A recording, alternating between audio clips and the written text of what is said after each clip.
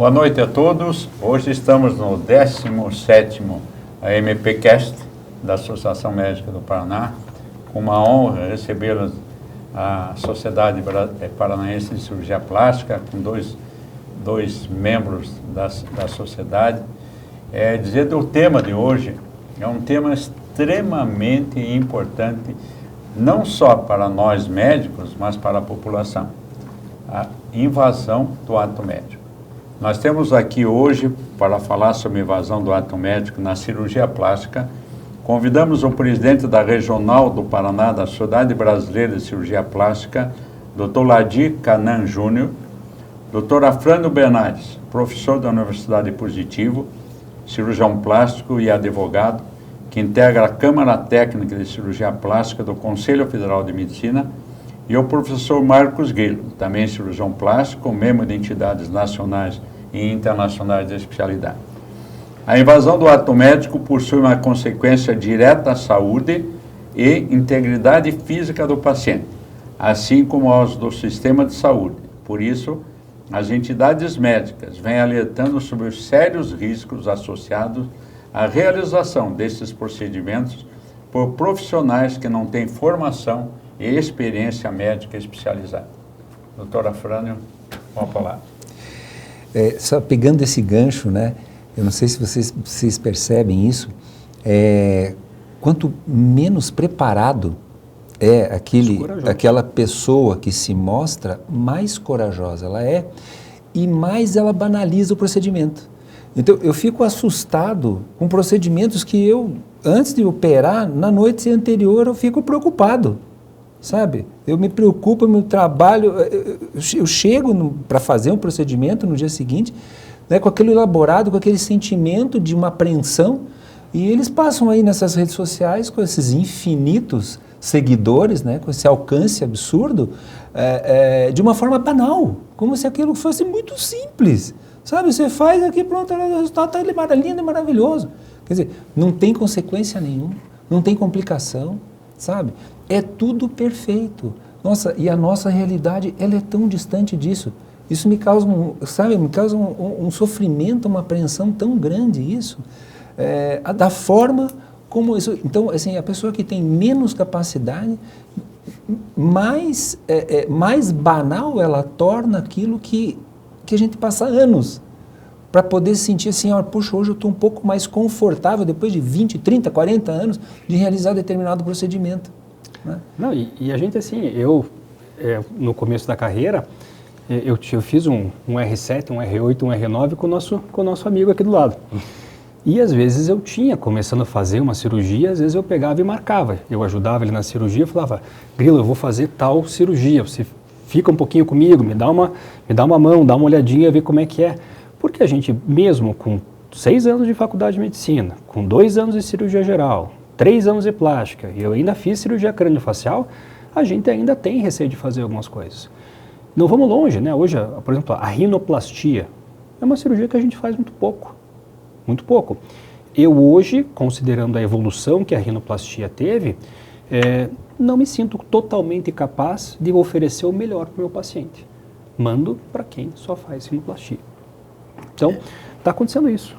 Isso chama-se respeito ao paciente. Exato. Aos pacientes. E como o Afrânio começou falando, né, a gente que tem tantos anos de prática dentro da cirurgia plástica, isso que você falou, é o que acontece comigo também hoje em dia, e eu falo para quem me ajuda a cirurgia, por exemplo, você vai fazer uma cirurgia simples, que é uma cirurgia que a gente aprendeu no primeiro ano da residência, que é a blefaroplastia, que é a plástica da pálpebra, que a gente fazia um monte, né? Eu falo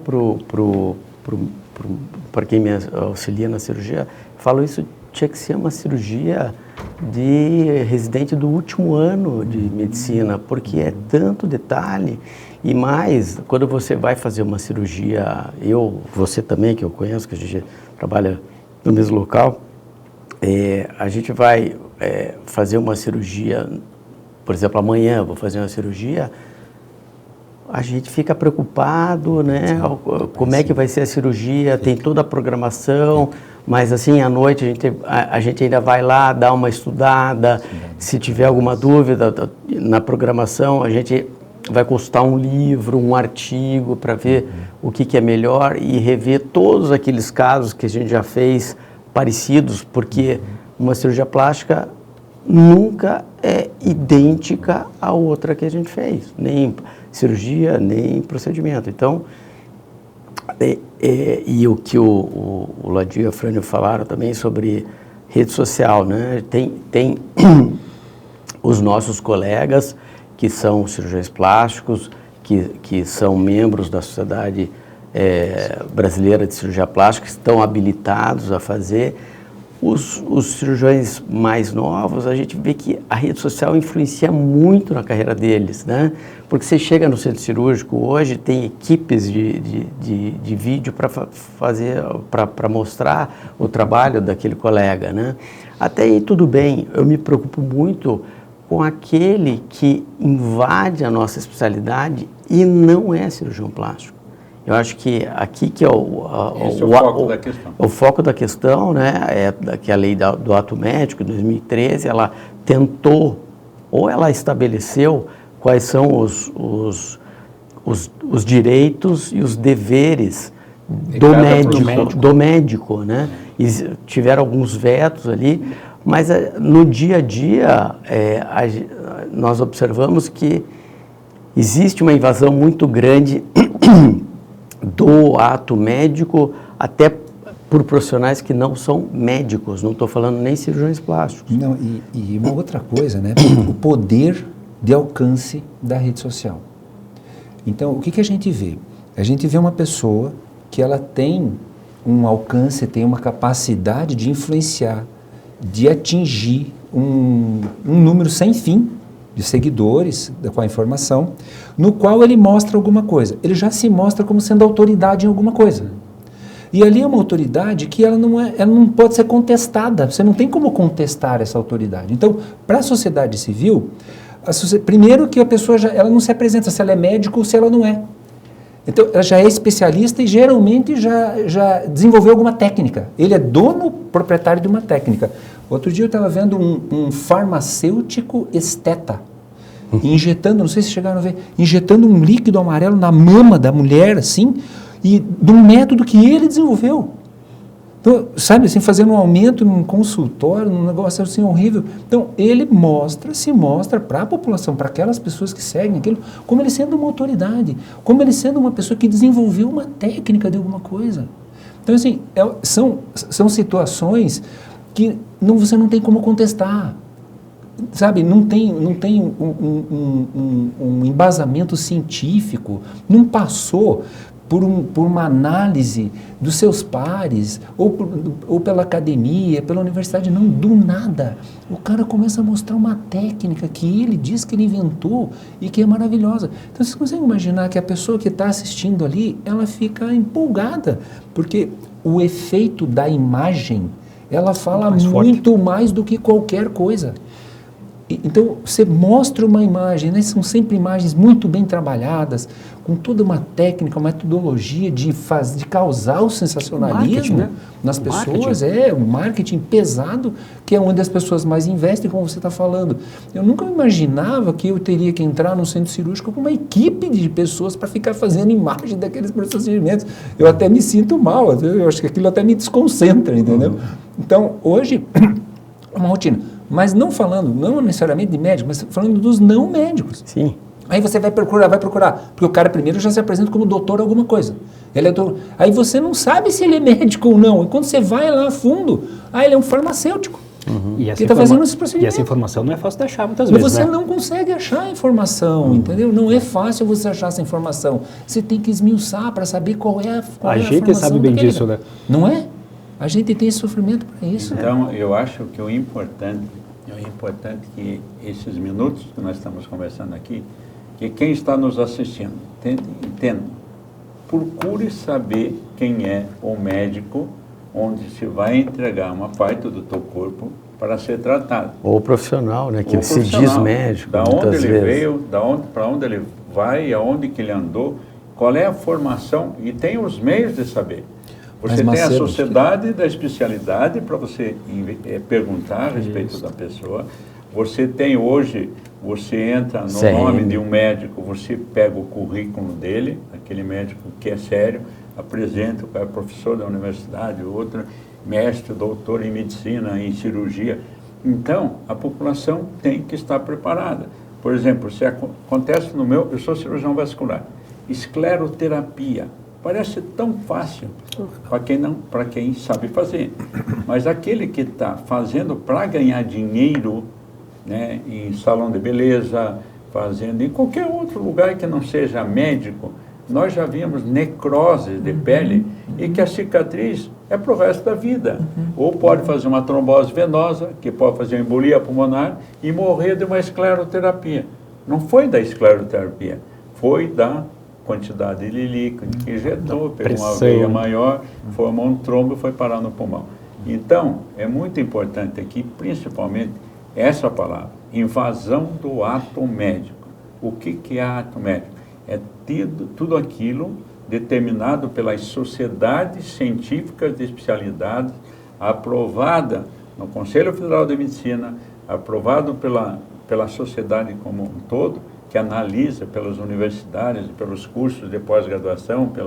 Então, essa é a preocupação nossa. Então, dentro da cirurgia plástica, da dermatologia, da cirurgia vascular, quer dizer, exemplo, uma conhecida minha tratando os dentes, chegou lá, fez um enxerto no lábio aqui para aumentar, vai virar o Patodônio, uma margarida, né?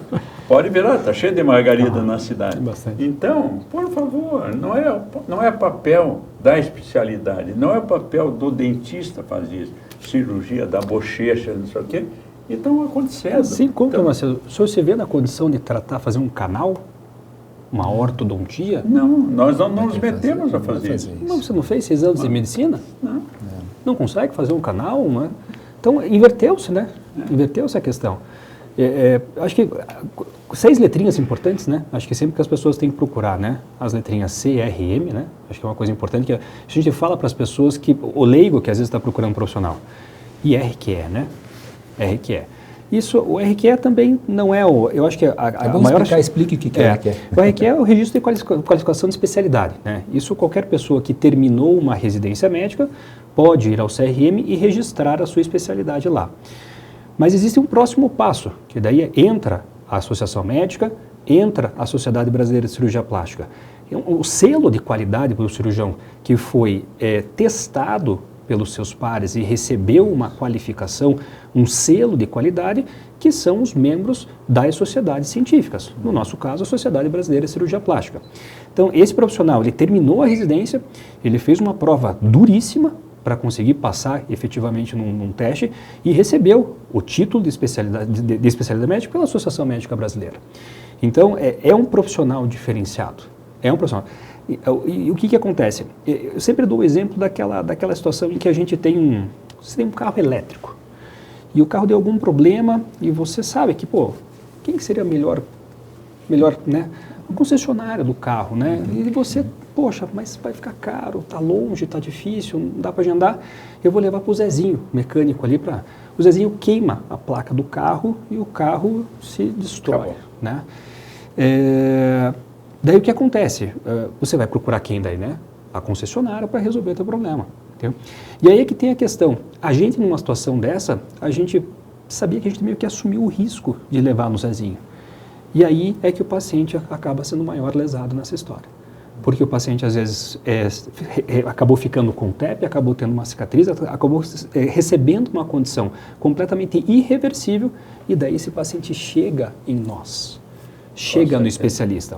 Nós somos os únicos com capacidade de resolver, desde o procedimento mais simples, as complicações que eles podem gerar. Então, não é só fazer o procedimento. É entender que esse procedimento pode gerar complicações e que você sabe tratar essa complicação.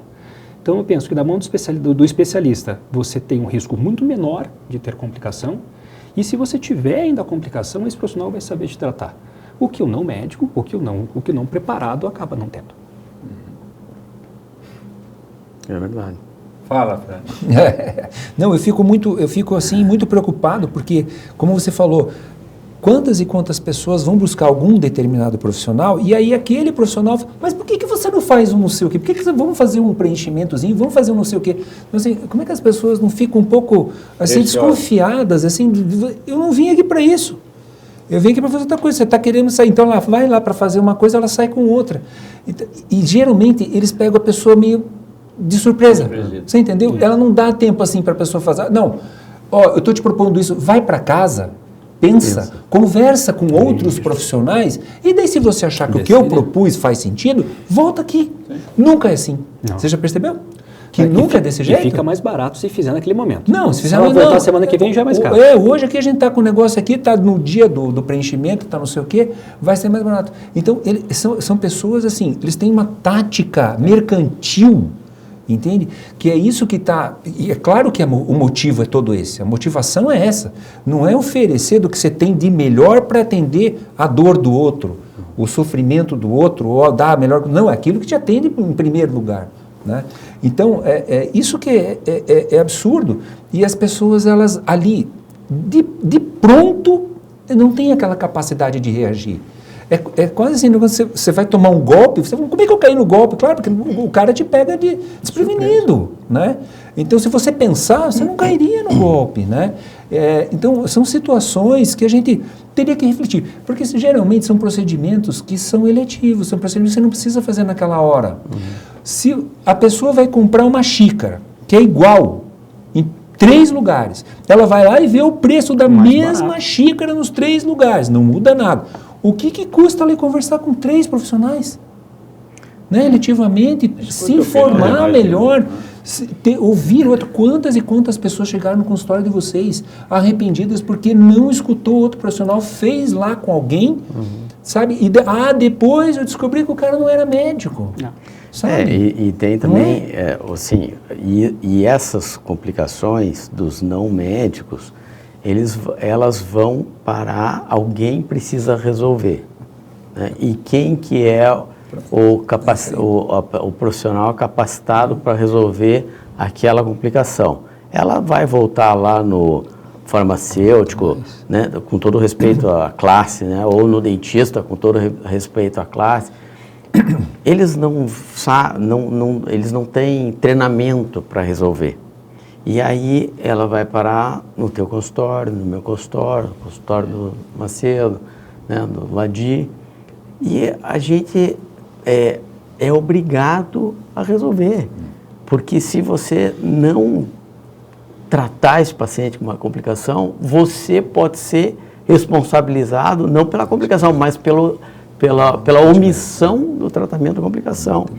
Então, como tem pessoas que não são médicas assistindo, né, esse bate-papo aqui, elas precisam saber quem que elas vão procurar para fazer aquele procedimento. Né? Eu vou lá sei lá, no profissional X que não é médico, porque lá é muito mais barato do que fazer com um cirurgião plástico, com um dermatologista, né? Então, eu acho que nessa hora, ou então é pego de surpresa, eu fui lá, né, o profissional me ofereceu um tratamento baratinho, não sei o quê.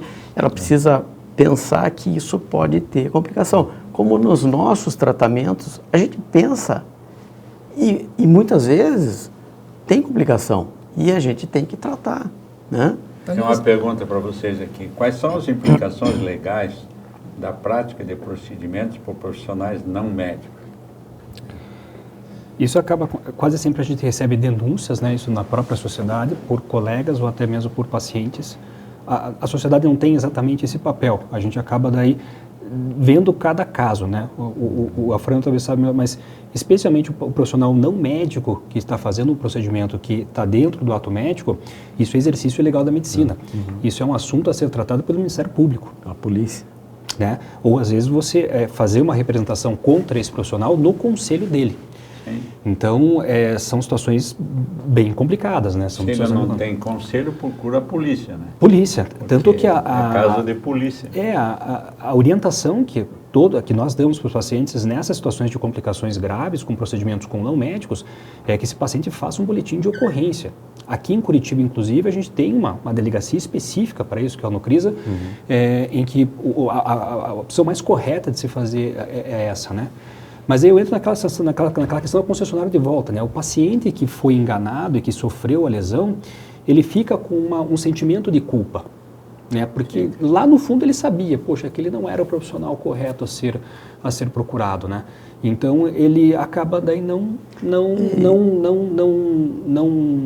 acusando, dando a responsabilidade que esse profissional deveria ter. Eu acho que isso, na maioria das vezes, acontece isso. Não, ele não vai voltar no profissional, porque ele não, lá ele sabe, no fundo ele sabe que ele fez errado. Em algum momento ele vai sentir que ele foi traído, que ele foi enganado. Perfeito. Porque esse profissional, normalmente, ele não se apresenta na qualificação dele. Ele faz uma situação dando a impressão que ele é um outro profissional. Na maioria das vezes quer se passar por médico. Tá? Ele não se apresenta como ele deveria se apresentar. E ali a pessoa vai. Quando ela tem o resultado, o evento adverso, ela se sentiu traída, ela se sentiu enganada e ela não quer voltar, obviamente, lá. E mais, o que vocês falaram, é que, em geral, esse profissional não tem habilitação e qualificação e autoridade para tratar das próprias complicações. Vai acabar na gente. Não, mas ele tem autoridade no Instagram. No Instagram, autoridade, ele é autoridade. Ele tem 40, 50 seguidores. Se apresenta. Exatamente. O número de seguidores traz um legado, um respaldo de autoridade para ele, né? Que não existe. Isso é um grande problema. Mas, assim, em relação aos profissionais, a gente tem que falar o seguinte. A gente sabe disso porque a diretoria atual ela é bastante combativa nessas denúncias que chegam. Tá? Então, a diretoria atual tem um departamento jurídico que ela faz representação nos conselhos, tá? E os conselhos, eles trabalham muito bem, porque, em geral, todos esses conselhos, eles têm resoluções e publicações que limitam a atuação desses profissionais. Eles, na maioria das vezes, eles não têm o respaldo do conselho. Eles são pessoas que são pessoas que atuam a parte além do limite que o próprio conselho impõe. Então, quando a gente fala em cirurgião dentista, não está falando de cirurgião dentista no normal, porque são sempre as exceções, na verdade. Mas elas têm uma repercussão muito grande, porque o potencial de dano é muito grande. E aí, a gente já recebeu nos nossos consultórios as sequelas disso. Você falando aqui de uma simples esclerose, chega lá para você uma placa de cicatriz, entendeu? De uma coisa que ela foi banalizada. Né? A gente se dedica tanto. E outra, pode ver, quanto melhor for o profissional, mais ele trata com o paciente das possíveis complicações. Quanto mais respaldo, quanto mais autoridade ele mais ele transparece para o paciente as possíveis complicações, os eventos adversos e o resultado que a gente não deseja. O cara que não tem esse respaldo, ele só fala coisa bacana. Ele só vai dizer assim, não, tudo é uma maravilha, você vai ficar linda, maravilhosa, vai dar tudo certo. É assim, quanto tempo a gente gasta na nossa consulta falando isso, gente? A gente gasta muito tempo na consulta. Eu acho que eu gasto mais tempo na minha consulta falando das dificuldades, sabe, dos eventos adversos. Cada paciente é um paciente, sabe? Então eu trago toda a minha experiência de vida. Olha, pode acontecer isso, para a pessoa ser informada. Ela não ter, depois, se eventualmente vier a acontecer, ela tem o sentimento de que eu omiti isso, de que eu enganei ela, né? Então, quanto melhor o profissional, mais ele se dedica para a transparência, mais ele se dedica para trazer as limitações do procedimento. Agora, o que se mostra, né, a autoridade se esconde, né, e se apresenta por ele, né? Ele faz a própria apresentação. E é sempre uma apresentação maravilhosa. São pessoas que têm domínio de técnica, desenvolvem técnica. Imagina, passei minha vida inteira, né? Passei minha vida inteira, não desenvolvi técnica nenhuma. Na realidade, esses colegas que falam que tem uma técnica própria, que eles inventaram técnicas, etc., você vai olhar na literatura, são técnicas que já foram inventadas há muitos anos e mudaram o nome. Às vezes caíram até em desuso. Porque elas não trouxeram tudo aquilo que elas prometeram na época. Então, quando a gente começa a ver técnica que lá atrás todo mundo parou de usar. Agora o gênio Vem aqui, não, agora essa técnica, mini, não sei das quantas, eu não faço nada, eu faço um procedimento desse tamanho, tenho um resultado desse tamanho. Como é que pode isso? Não existe isso, gente. E daí vem gente. o problema é que daí, o que a gente vê, até entre os nossos próprios colegas cirurgiões plásticos, né? Existe aquela máxima, o mercado regula. Isso me deixa extremamente preocupado. Isso todo mundo fala. Não é o mercado, gente. São pessoas. São seres humanos pelos quais nós somos responsáveis por eles. Então, você cair na mão, às vezes, de uma pessoa não gabaritada, uma pessoa que, especialmente um não médico, o que acaba acontecendo? Óbvio, vai chegar no final. Quantas vezes, agora nesses últimos tempos, a gente teve muitas denúncias. Teve a questão do caso do fenol, que era uma pessoa que era uma influencer que fez um fenol que teve um óbito. Nós tivemos um caso de PMMA importante também, que acabou tendo um óbito que foi relatado. Então, as pessoas ficam com medo, a mídia também atua um pouco a nosso favor. E os pacientes voltam. Isso tem acontecido bastante. Então, especialmente paciente de botox e preenchimento, a gente percebe muito isso. Eles dão uma sumida e de repente eles voltam. Pulsa, eu fiz né? E não deu certo. Não deu certo, não ficou bom, em 2 semanas eu perdi o efeito, então não sei, prefiro pagar um pouquinho mais caro, mas fazer contigo que eu sei que você com você, Então tem a história do mercado regula é complicado, então a gente não pode permitir que isso aconteça, porque cicatrizes vão acontecer, vidas vão ser levadas numa situação como essa. Então o paciente precisa estar esclarecido dessa questão, né? Você veja bem, a preocupação nossa. Nós sabemos o mínimo do que acontece. Que é divulgado é o mínimo do mínimo. Mínimo comum. É exceção. Então, o que sai na mídia, que sai na televisão. E quantos casos diários não ganham a visibilidade. E não é erro médico. É falta de preparo de quem fez. Tem falta de conhecimento. E então, você veja a preocupação nossa aqui, como Sociedade Médica, Associação Médica do Paraná, que detém as 54 sociedades científicas, e a preocupação das sociedades científicas, que é baseada na lei do conhecimento, medicina feita com bom senso, com qualidade, e o número de faculdades que abriram nesse país nos últimos anos. O Brasil é campeão mundial do número de faculdades. Vão se formar 45 mil médicos, sendo que mais da metade, eu fui diretor de defesa profissional da AMB de 2021 a 2023. Mais da metade das faculdades de medicina deste país não tem um professor de medicina com mestrado ou doutorado. Então, com todo o respeito a esses que dão aula, qual é a formação dele para ser professor? Tanto que uma faculdade que veio aqui mostrar para nós a faculdade, o dono da faculdade, um empresário rico, milionário, eu perguntei para ele, quem é teu professor de anatomia? Ah, doutor, nós temos um professor de educação física fantástico. Eu falei, ele é o professor de anatomia? Sim, doutor. E veio junto com um residente nosso, eu fiz residência em cirurgia cardíaca, um residente nosso, que ia ser o diretor acadêmico. Como é que você está nessa faculdade? Está assumindo isso? O professor de anatomia é um professor de educação física. O que ele entende da anatomia? A anatomia, ele pode entender de músculo e o resto. Não é correlação clínica. Então, o senhor me desculpe, você está no lugar errado. Como é que você aprende anatomia sem correlação clínica? Só você relatar lá os incidentes anatômicos, você tem que fazer correlação clínica o tempo todo, para que aquilo seja, para que o aluno entenda que aquilo é importante, para ele saber qual é a consequência clínica do conhecimento que ele está tendo. É uma irresponsabilidade de abrir faculdade de medicina sem o mínimo de professor, do mínimo de qualidade daquilo que vai ensinar, e vão ser médicos. Se não tiver o exame de proficiência, vai morrer muita gente neste país. Todos esses médicos que se formam em todas essas faculdades todo ano, eu acho que o número mínimo de médicos que se formam vão conseguir entrar numa residência decente, e a maioria a maioria desses recém-formados que não conseguem entrar, eles acham que eles vão passar o resto da vida dando plantão para ganhar muito dinheiro. No plantão, médico de ambulância, mas no plantão de periferia, chega uma criança com febre. Né? Uma criança. Está com febre, é dor de garganta, não sei o quê.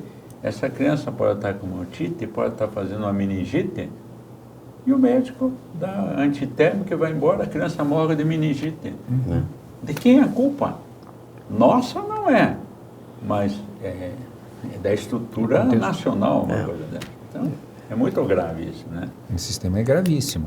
Se você hoje conversar com 100 recém-formados, 100, e você perguntar para ele, o que você precisa, o que você entende que você precisa fazer para se dar bem na tua profissão? Eu preciso entrar na residência. Por quê? Porque eles têm a consciência... Isso existe. Não, 100%. Pode perguntar. 100%. Por quê? Porque eles têm a consciência de que esses 6 anos Não são foram insuficientes. Aquilo não habilita ele para nada. Aliás, hoje um recém-formado, ou ele vai fazer aquela medicina do trabalho, aquele negócio lá e coisa e tal, ou algum plantão nessas emergências. Hoje um plantão já está pagando menos do que um colhedor de café.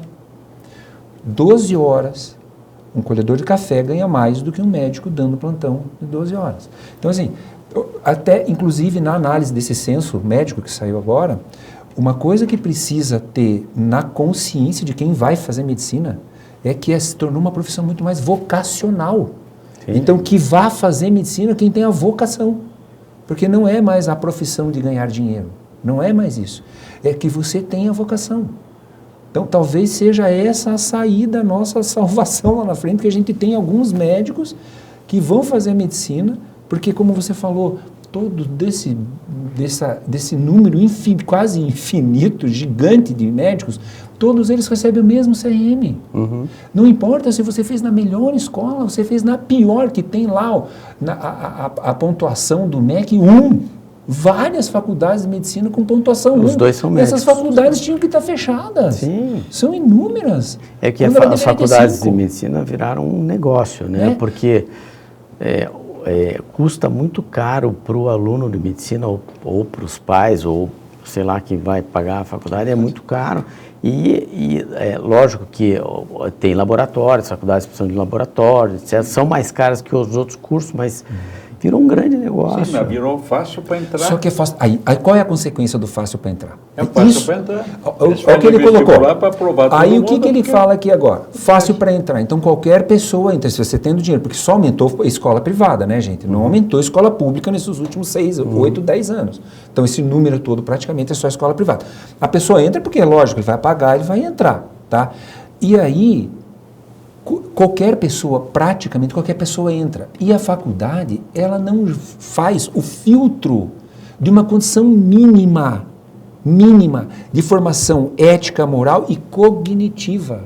Tem muito aluno de medicina que não tem condição cognitiva de vir a ser um médico, mas ele vai passar e vai chegar no final, ele vai ter o CRM. Então, se a gente não tiver um mínimo de freio para pelo menos frear aqueles que têm problema cognitivo, você não tem condição. A quantidade de nota 0 em prova que a gente está vendo tem aumentado absurdamente entre os alunos. Nota 0. Foi lá e fez a prova, mas não acertou uma questão.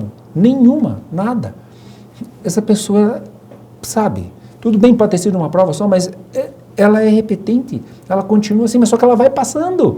Daqui a pouco, demora mais, mas passou e tem o CRM e sai atuando. Quer dizer, se você não tiver um mínimo de prova, a OAB é uma prova definitiva? Resolve o problema? Não resolve o problema, mas a quantidade de gente que não vira advogado continua bacharel, bonito, legal, um conhecimento nobre, né? Mas não vai virar advogado, quer dizer, tem um freio mínimo. Na nossa profissão já não tem esse freio. Mas vai ter, se Deus quiser. Pelo amor de Deus, né? E olha o paradoxo que a gente está chegando aqui, Afrânia, a gente está colocando as situações de excesso de médicos, de excesso de faculdades e de uma profissão que está sendo absurdamente invadida. Né? Então, olha que situação paradoxal. A gente está numa geração em que os médicos estão sendo mal formados, formados excessivamente em número, e a profissão sendo invadida por outros profissionais não médicos, ainda menos preparados, ainda menos especialistas. Então, a população, a gente precisa ter um filtro nesse sentido, né, de gabaritar, melhor de ter, mas porque diminuir as faculdades de medicina não vai acontecer. Acho que a gente é bem... Eu sou muito cético com relação a isso. Talvez o mercado regule alguma coisa. Exato. Talvez. Veja um absurdo, a lei. Talvez. O médico, eu como residente, eu era rato, não residente, acadêmico, eu era rato de pronto-socorro. Ia lá para aprender, chegava um acidentado, ficava olhando, acompanhava aí o teu centro cirúrgico para ver. Daí você vai se qualificando na faculdade, daqui a pouco você está entrando em cirurgia. Isso era assim. Hoje, se você passa num pronto-socorro, tem uma emergência, chega ali, quem que vai me ajudar aqui? Ah, não, doutor, meu horário está acabando. Nossa, realmente. Ou no meio da cirurgia, o residente fala para o professor que está operando, professor, meu horário acabou. E sai da cirurgia, meu Deus do céu. O médico que está ali para aprender, fazendo residência médica, diz que o horário dele acabou. Você, para ser médico, tem que ser médico 24 horas por dia, a partir do momento que você recebe o seu diploma. Desligar o celular como médico, eu acho que é um crime.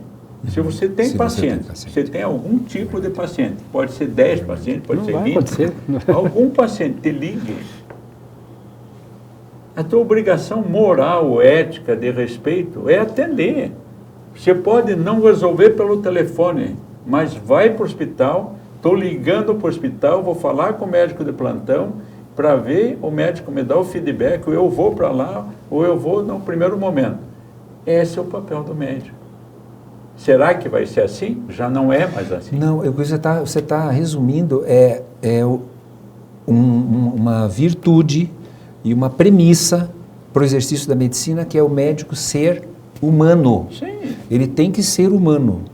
Ele tem que tratar o paciente dele com humanidade. Ele tem que vislumbrar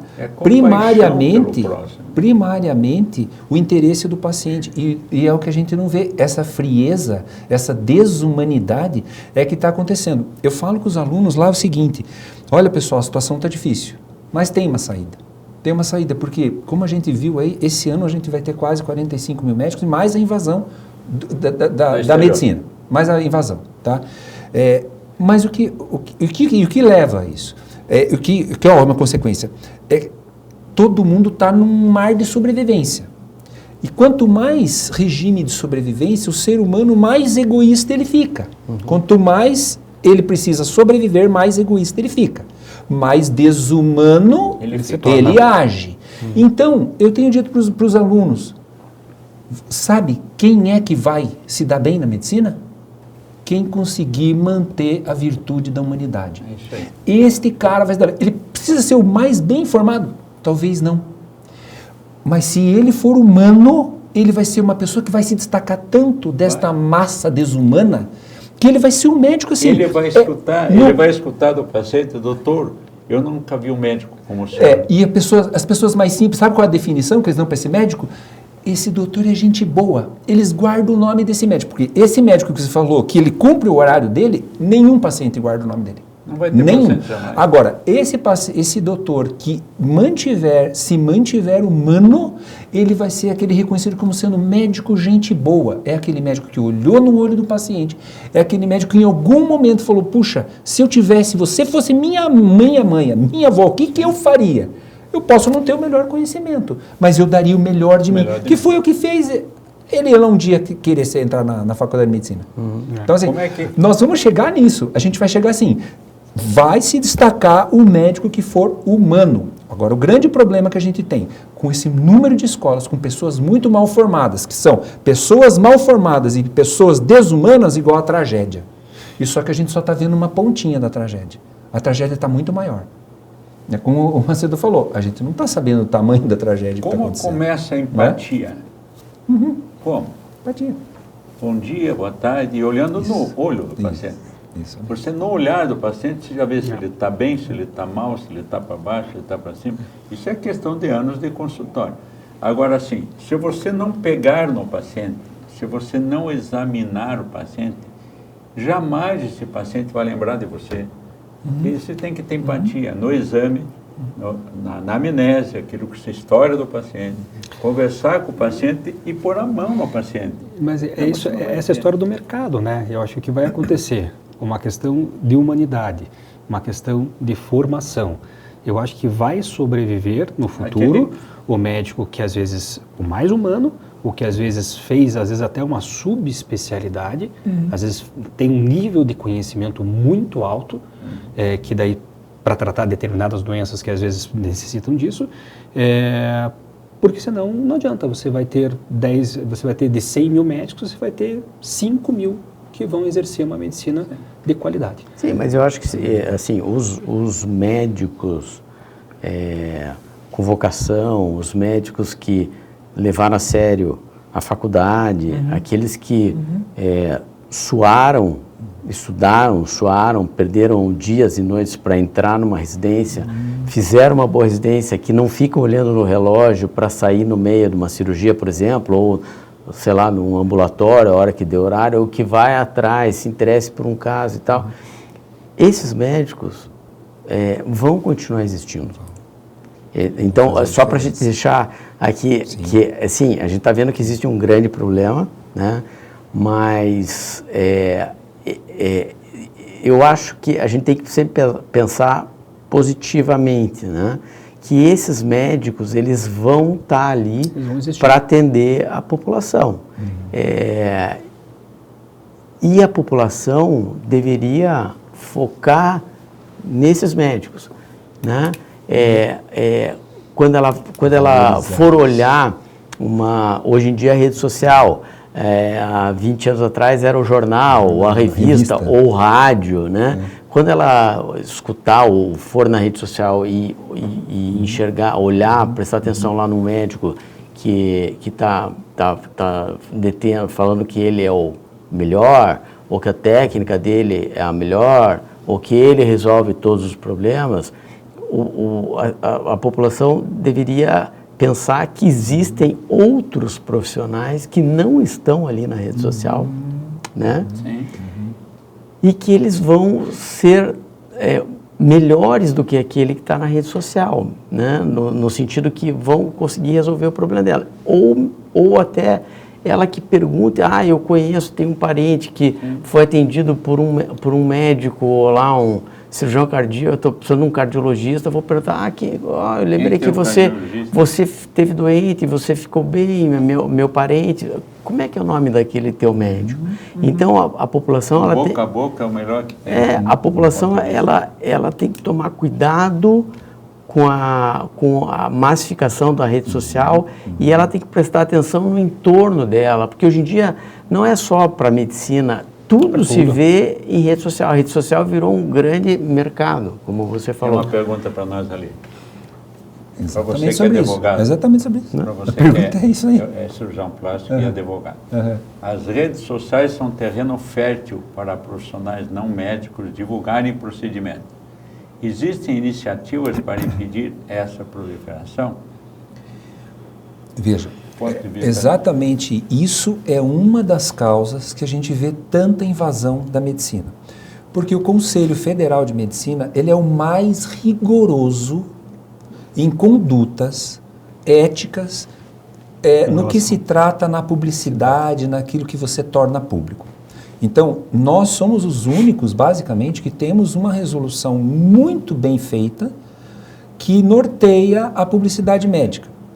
Por óbvio, tem uma minoria que não obedece. A grande maioria obedece, tá?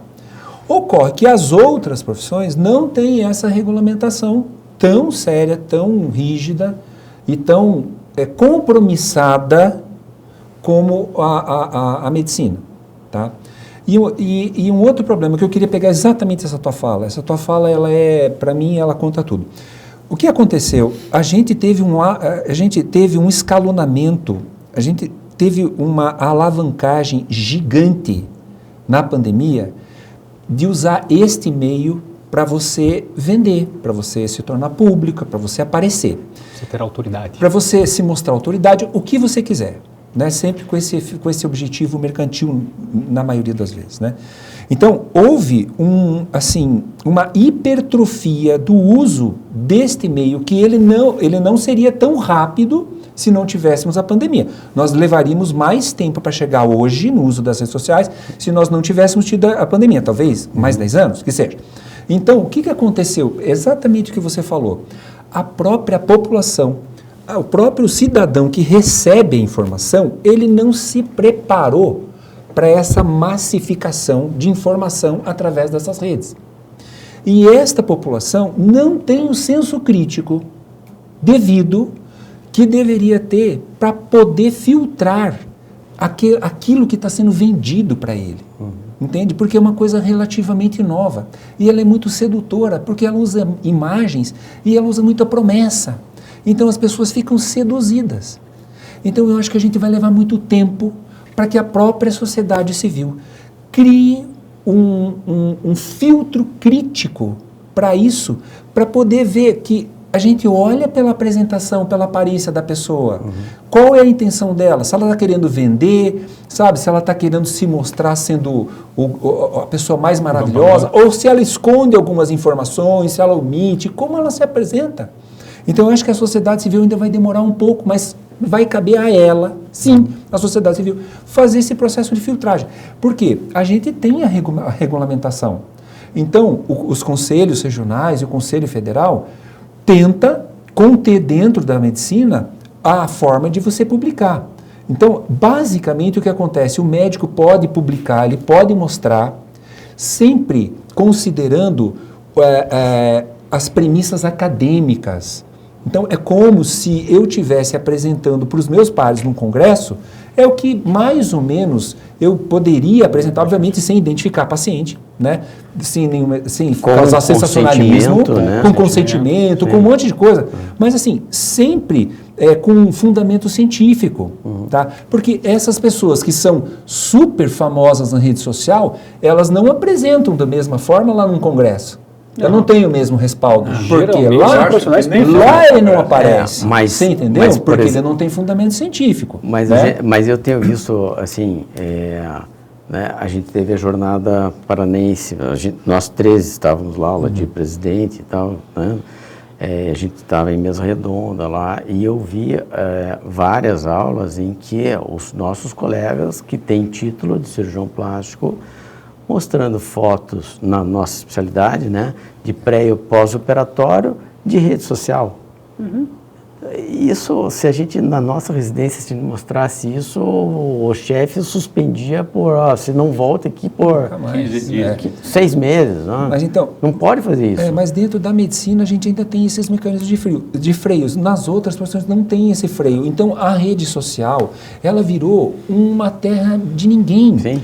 Até um tempo atrás, antes, né, havia um pouco mais de regulamentação nessas redes sociais. Parece que agora eles abandonaram de vez a regulamentação. Com as novas normas, né? Com as novas normas, e eles têm publicado de tudo, então existia algum tipo de freio, parece que não existe mais o mesmo mecanismo de freio, e ali tudo pode. Então, se lá tudo pode, e a sociedade civil, ela não se preparar, ela não criar um senso crítico, vira isso que a gente vê, onde todo mundo pode tudo. Ou seja, quem tiver mais capacidade de marketing, é o que mais vai se dar bem. Mas eu acho que no futuro isso, assim, não a minha esperança. A minha esperança é essa. Eu acho que o próprio mercado, quem está se aproveitando das redes sociais, está apostando nesse mercado, pode ser que mais à frente, daqui a uns anos, sei lá, uma década, 2 décadas, esse mercado vai saber quem são os aproveitadores e quem são as pessoas sérias. Sabe como que eu aconselho, Tomás? Sabe como que eu aconselho os pacientes? Às vezes o paciente que vai na consulta não me conhece, às vezes foi até por causa da rede social mesmo. Eu falo, você tem algum familiar médico, você tem algum amigo médico? Tenho sim. Ligue para ele. Ligue para ele e pergunta a meu respeito. Pronto. Sim. Ele não vai conhecer todos os cirurgiões plásticos, ok, talvez nem me conheça, mas vai ter alguém da sala dele que sabe. E a gente sabe quem é quem. A gente sabe quem é quem, tanto entre os médicos como entre os especialistas. Então, o que acontece? Eu acho que essa questão de você, às vezes, ter nem que seja o seu médico, o seu ginecologista, o seu urologista, enfim, a pessoa que te acompanhe. Fale com essa pessoa, fale com outro médico. Né? Normalmente, na classe médica, a gente sabe quem é quem. Sim. Então, acho que esse conselho fica para todo paciente que às vezes está procurando um profissional, gostou dele na rede social, pergunte para um amigo médico, pergunte para um colega médico, se você conhece, esse aí, a gente sabe onde isso acaba. Por essa razão, esse tipo de mesa que nós estamos fazendo, quanto mais nós fizermos para a população e mandarmos para conhecido, eu mandei para vários pacientes de fora de Curitiba, mandei, assisti, gostou, não gostou, é outro problema. O problema é que tem que ter a conscientização da população sobre esse estado de coisa. As pessoas estão realizando procedimentos cada vez mais cedo. Existem riscos relacionados a essa questão? Mais cedo não digo. Hoje, idade cronológica não quer dizer muita coisa. O que a gente tem operado de paciente acima de 70 no consultório, com uma saúde de 30, e o contrário é verdadeiro. Paciente com 30 com saúde de 80. Então, idade cronológica hoje. Lógico, a gente tem questões de desenvolvimento. Então, você pega, por exemplo, a questão da mama. Quando que a paciente teve a telarca, quando que começou a nascer a mama, quando que teve a menarca, né, a primeira menstruação. A gente sabe que depois da menarca mais 2 ou 3 anos, a paciente já está com o seu sistema mamário, então ela pode operar aos 18?